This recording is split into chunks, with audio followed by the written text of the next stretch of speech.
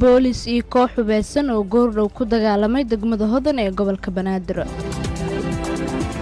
Ra'iisul Wasaaraha New Zealand oo maanta soo qaadatay xadiis laga wariyay nabigeena Maxamed nabadgelye naxariis dushiisa ahaatee kadib weerarkii Jimcihii hore. khilaaf ka taagan muddo kordhinta ay sameysteen madaxda ugu sareysa Galmudug. barakac ka bilowday deegaano ka tirsan gobolka Sanaag kadib markii dhaqdhaqaaqyo ay halkaasi ka sameeyeen ciidamada Somaliland iyo Puntland. dowladda Kenya oo heegan buuxa gelisay ciidamadeeda ku sugan xadka ay wadaagaan Soomaaliya. saraakiisha gobolka Baay oo sheegay in xubno ka tirsan Al-Shabaab lagu dilay gobolkaasi. Kuuriyada Waqooyi oo xirtay xarun ay ku lahayd Kuuriyada kale. iyo madaxweynaha Kenya oo la sheegay in uu xiray ciwaanadiisii baraha bulshada. boolis iyo koox hubeysan ayaa goordhow ku dagaalamay degmada Hodan ee gobolkan Banaadir gaar ahaan agagaarka Taleex. Maxamed Cali Maxamed oo goobta israasayntu ay ka dhacday ka agdhawaayeen goordhoweed qadka taleefanka kaga wareysana wixii halkaasi ka dhacay. Maasan tahay cali saxiifa goordhow degmada Hodan agagaarka halka loo yaqaano carwadii hore ee Taleex waxa goordhow isku rasaasiyay ciidamo ka tirsan booliska Soomaaliya iyo kooxo hubeysan oo tiradooda dadka deegaanka ay u sheegeen 4 xubnood oo markaasi ku hubeysnaa qoryaha loo yaqaan AK47 halkaas waxa israasayn saacado badan qaadatay ku dhaxmartay dableydan hubeysan oo la ii sheegay inay wateen gaari nooha ciidamo ka tirsan booliska oo watay 2 gawaari oo noocan la yiraahdo kaaribta markaana ciidamada booliska degmada Hodan ay leeyihiin ayaa marka ay marayaan halka la yiraahdo carwadii hore ee Taleex waxa halkaasi kooxahan ay ku rasaasayeen israasayn saacado badan qaatay ayaa socotay hase ahaatee wali waa ay socotaa israasayntii oo wax khasaare ah lama soo warin laayahatan laakiin waxa suuragal in khasaare ay ka dhalatay ciidamadu waxay xireen dhamaan isku socodkii wadadaasi sidoo kale ciidamadu waxay wadaan baaritaano waxaana la maqlayaa qoriga la yiraahdo dhishiika oo ciidamada booliska ay adeegsanayaan markaana waxa haatan lagu soo waramayaa in dagaal toos u dhaxmarayo kooxdii hubeysneed iyo sidoo kale ciidamo ka tirsan booliska degmada Hodan oo halkaasi lagu weeray. waxa xusin mudan caliyow in hadda ka hor halkaas uu sidaan kale isku rasaasayeen ciidamo ka tirsan booliska Soomaaliya iyo kooxo hubeysan halkaasna ciidamada booliska degmada Hodan uu askari kaga geeriyooday ilaa haatan xiriir la sameeyay taliska booliska degmada Hodan iyo ma aysan suuragelin hase ahaatee wixii ku warar ka soo kordho deegaysyaasha oo soo gudbin doona insha Allah. wariyaha KNN Maxamed Cali Maxamed ayuu ahaa. haweeneyda ra'iisul wasaaraha ka ah dalka New Zealand ayaa maanta waxa ay soo qaadatay xadiis laga wariyay nabigeena Maxamed nabadgelye naxariis korkiisa ahaatee kadib weerarkii Jimcihii hore ka dhacay dalkaasi. Cabdiqani Cabdullaahi Ibraahim ayaa ka waramaya. Jimcihii hore maanta oo kale ayay ahayd markii uu dhacay weerarkii dadka muslimiinta ah lagu qaaday ee dalka New Zealand. dadkii waalahaasay waxaana murugada dadka muslimiinta ah si weyn oo aad loo hadalhayo ula qaybsatay haweeneyda ra'iisul wasaaraha ka ah dalkaasi ee Jacinda Ardern. maalmihii la soo dhaafay waxay booqatay dadkii ay eheladooda weerarkii argagixiso ku dhinteen iyadoo wadata dharka lagu yaqaan haweenka muslimiinta ah si ay ixtiraam ugu muujiso muslimiinta la gumaaday. sidoo kale waxay amartay in masaajidda lagu rakibo mikrofoono waaweyn maanta oo Jimco ah si aadaanka salaada loo gaarsiiyo dalka oo dhan. kalfadhigii baarlamaanka dalkeeda ayaa lagu furay aayado quraan ah iyadoo salaanta islaamka ay ku bilowday hadalkeedii. maanta markii salaada Jimcaha la dukaday masaajidda dalkaasi New Zealand ayay Jacinda Ardern waxay hadalkeeda oo tacsiye iyo baaq islaamka oo dhan u dirtay u badnaa ku soo qaadatay xadiis laga wariyay nabigeena suuban ee Maxamed nabadgelye naxariis korkiisa ahaatee kaasi oo ahaa in mu'miniinta tilmaamaha iyo sifahooda ay la mid yihiin hal jasad oo qura oo marka xubin ka mid ah xanuunsato jirka oo dhan xanuunsanayo. waxayna raacisay New Zealand idinka ay idin la murugoonaysaa hal aynu nahay. According to Muslim faith, the Prophet Muhammad sallallahu alayhi wasallam said,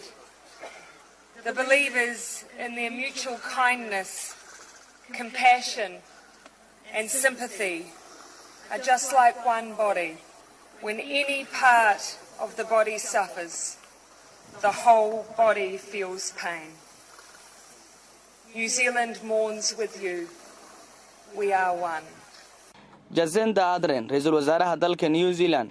inta la xasuusto madaxda reer galbeedka waa hogaamiyihii u horeeyay ee garab istaag heerkan leeg u muujisa dadka muslimiinta ah. waxaana falanqeeyaasha ay leeyihiin xilligan in dad badan oo dalkaasi ka mid ahi ay qaadanayaan diinta islaamka sabab la xiriirta sida looga falceliyay weerarkii Jimcihii. khilaaf ayaa lagu soo waramayaa inuu ka jiro muddo kordhinta ay sameysteen madaxda ugu sareysa ee Galmudug sidoo warkaani ku sii dhameystirayo Farxaan Maxamed Xuseen. doorashada madaxtinimada maamulka Galmudug waxaa ka harsan muddo 4 bilood ah hayeeshee madaxda ugu sareysa maamulka Galmudug waxay sheegeen in ay sameysteen muddo kordhin isla markaana doorashada ay dhacayso 2021 madaxda maamulka Galmudug oo waqtigooda badan ku dhameystay khilaaf iyo dib u dhac xooggan ayaa waxay haatan ku kala sugan yihiin magaalooyinka Cadaado iyo Dhuusmareeb ee ka wada tirsan gobolka Galgaduud. madaxda ku sugan magaalada Cadaado waxay sheegeen in doorashada ay dhacayso waqtigii loogu talagalay oo ah bisha 7aad ee 2019 xildhibaano ka tirsan maamulka Galmudug oo kulan ku yeeshay magaalada Dhuusmareeb ee xarunta maamulka Galmudug ayaa waxay ka soo horjeesteen muddo kordhinta ay sameysteen madaxda ugu sareysa maamulka Galmudug waxayna sheegeen in arrintaasi ay tahay mid sharci darro ah. xildhibaan Mahad Salaad Tarabbi oo ka mid ah xildhibaanada maamulka Galmudug oo la hadlay idaacadda Kulmiye ayaa wax uu sheegay in muhiim ay tahay in dib loogu laabto dastuurka maamulka Galmudug isla markaana muddo kordhintina loo sameeyo wada tashi badan sida uu hadalka u dhigay xildhibaanka. sidoo kale xildhibaanka waxa uu sheegay in doorashada waqtiga ay dhacayso ay ugu dambeeyaan wasaaradda arrimaha gudaha ee xukuumadda Soomaaliya. taas waxa waaye waa wax oo la xiriira dastuur taasna waxay u baahan tahay markii dastuuriyan loo fiirsho jawaabtaas waxay ka imaan kartaa markii dastuurka inta lagu laabto xildhibaanada iyo dhammaan madaxda Galmudug ay inta fariisato la wada fariisto dastuurkii Galmudug ay samaysatay la raaco markaas way marka la dhigi karaa waqti waasaas muddo kororsiga iyo waqtiga ay sheegeen madaxdu waxaa kolley taas aan u deenaynaa warkii wasiirka arrimaha gudaha oo ahaa January 2019 in ay doorashadu Galmudug ay dhacayso wallahi waxay noqon kartaa in inta laga niqaasho oo laga doodo oo la fiirsho oo wax la falanqeeyo la go'aan hore loo qaatay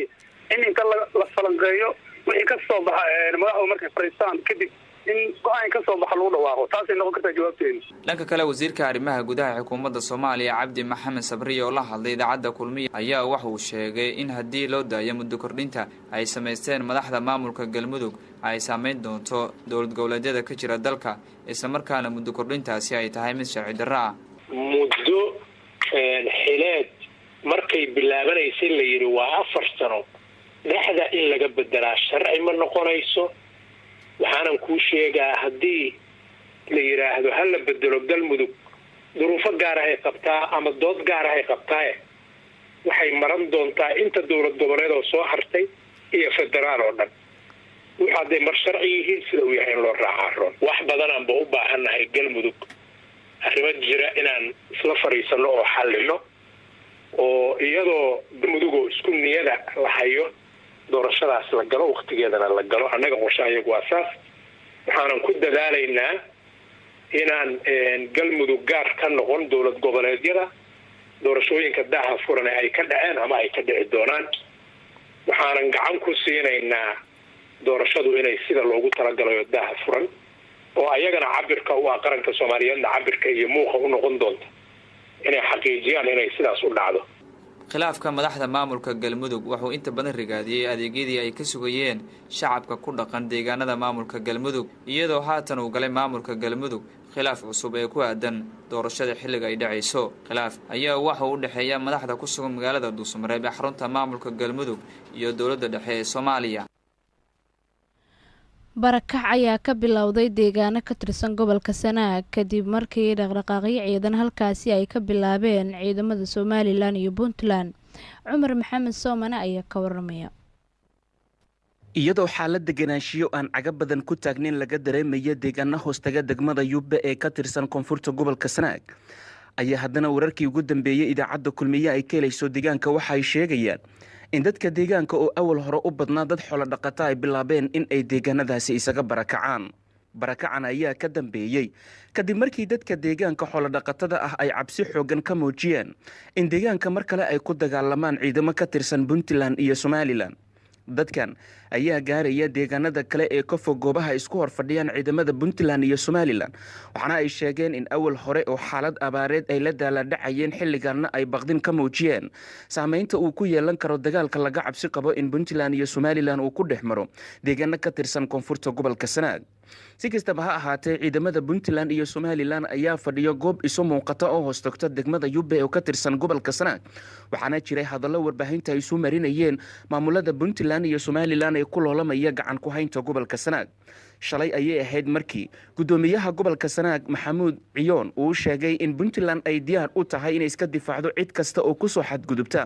dhul nabdoon oo puntland ay ka taliso ha yeeshee barakaca dadka deegaanka yubbe ee gobolka sanaag ayaa ku soo beegmaya iyadoo ay isa soo tarayaan cabsida xooggan ee laga muujinayo in deegaanka ay ciidamada puntland iyo somalilan ku dagaalamaan dowladda kenya ayaa heegan buuxa gelisay ciidamadeeda ku sugan xadka ay wadaagaan soomaaliya iyo kenya maxamed maxamed ibraahim ayaa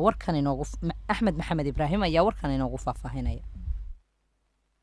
hay-adaha ammaanka ee dalka kenya ayaa ka digay weeraro dagaalamayaasha al-shabaab ay ku qaadaan gudaha dalkaasi gaar ahaan deegaanada dhaca xadka soomaaliya ciidamada dalka kenya ee ku sugan xadka soomaaliya ayaa heegan buuxa la geliyey